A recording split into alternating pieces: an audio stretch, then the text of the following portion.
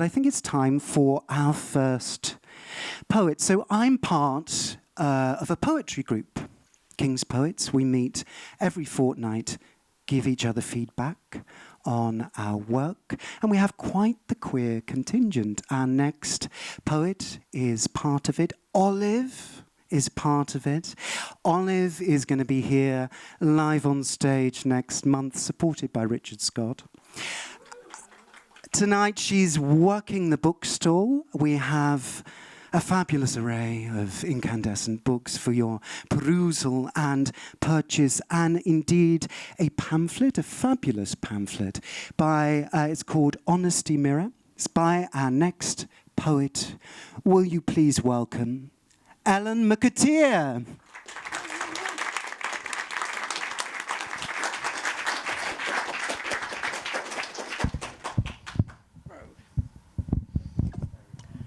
Thank you. That's not me, is it? No. So, I felt taller. Hang on. Oh, I like the way you squeeze this. That's very good. So yes, there's a pamphlet for sale over here, and please buy it. In your honour, because it is amazing. Thank you, Nathan, for the invite to read in front of a live audience again in a bar. Cheers. This one's called The Best Bar in the World. The best bar in the world was an old air raid shelter up a rural winter alley. Cans of Stella under the stars, coffee in the morning mist while the swallows swam the cold upstream and the train took flocks of commuters up the line. After the false dawn of the TV screen, the window is a tall white drink of light. The postman wears a halo.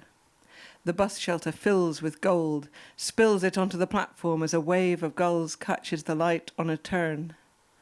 Leaves hold a brighter green to the silver of this waking. Salt sparkles on the path, but the ground is too warm for frost, blue flowers surprising the eyes between the feet.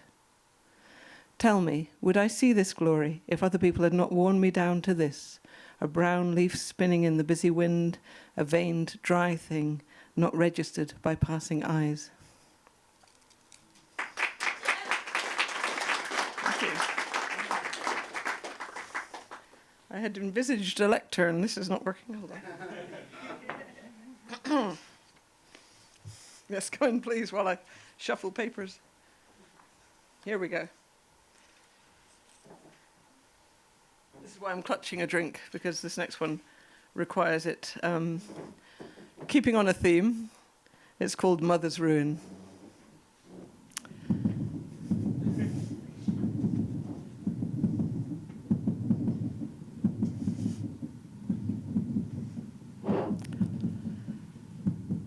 Bottom of the glass, my mother drinking.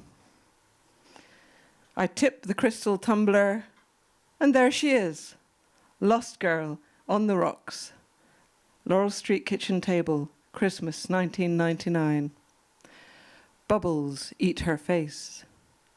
A slice of lemon moves from eye to eye. She says, "You're drunk, aren't you?"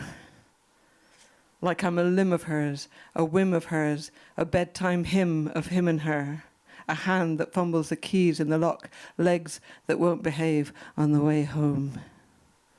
I'm just a violin for her sad music. A glass full of the fizz of her feelings, full of ice, bitterness, and hard, hard liquor, sugar turned sharp. Heart beating like a baby rabbit taken from its mother too young. Gin always makes you maudlin, she says, rightly.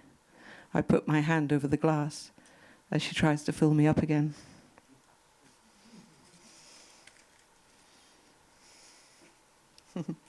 You made what Joelle Taylor called the other day the poetry noise. I love that, Joelle Taylor. She was like, "Ooh, you made the poetry noise."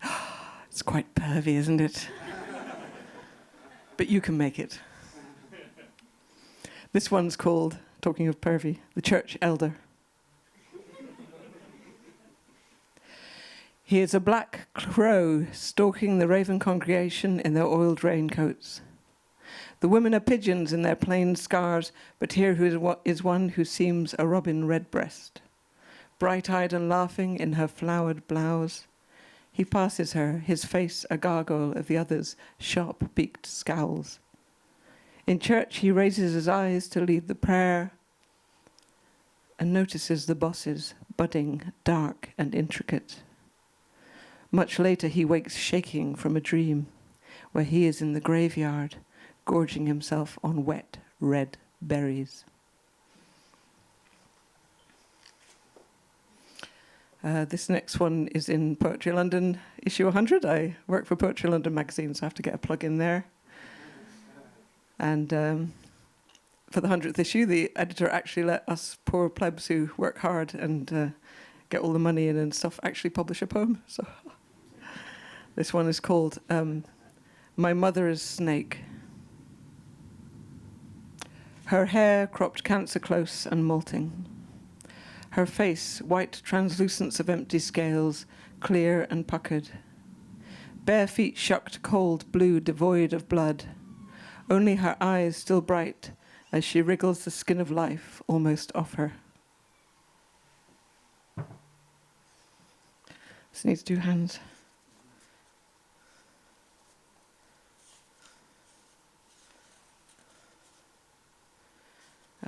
Since I've read one for my mother, who sadly has passed, I'm going to read one for my father too.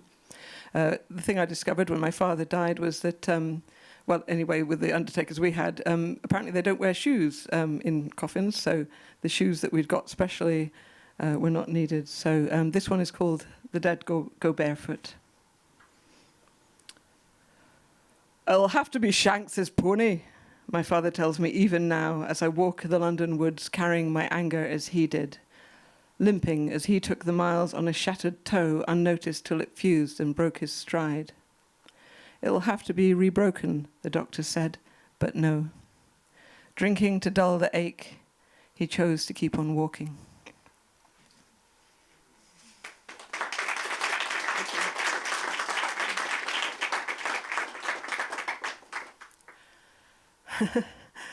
I don't know why, but the selection tonight seems to be all death and drinking, so I'm going to do another death poem and then finish with some drinking.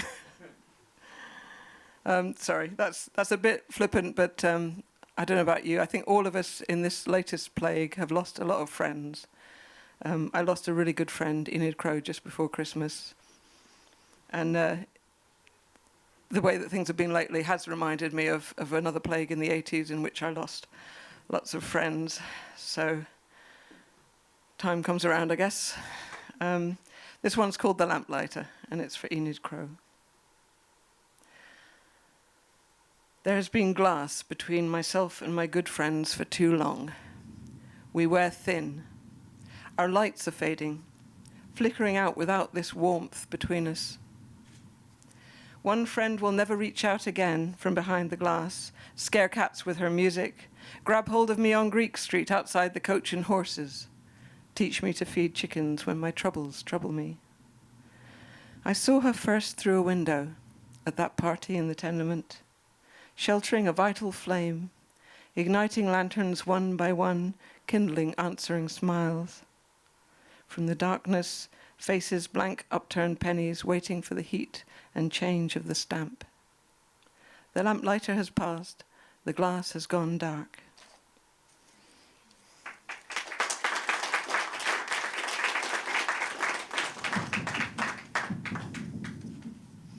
It's kind of like being in an air raid shelter, isn't it?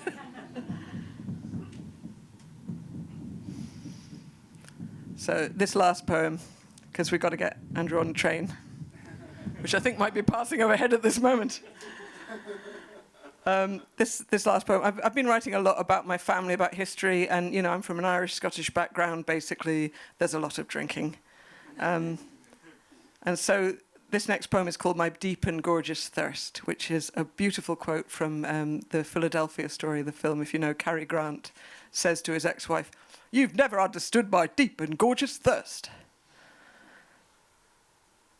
It started in the throat of my grandfather, riding boxcars in the Dust Bowl 30s, dreaming big rock candy mountains, little streams of alcohol a-trickling.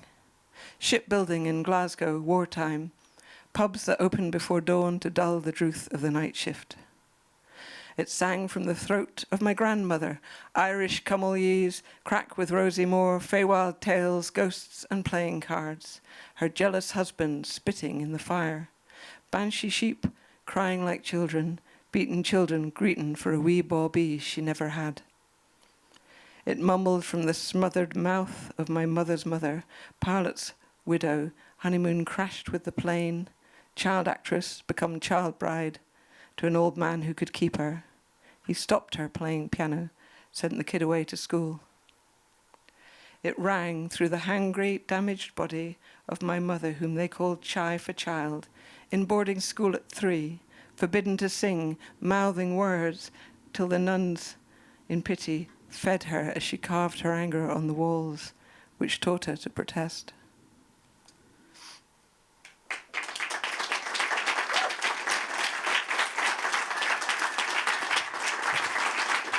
Ellen McAteer. I can never. Ellen, say your surname for me. McAteer. That's what I'm getting wrong. Because we're on first name terms in the poetry group, of course. Thank you, Ellen. That was fantastic. Thank you.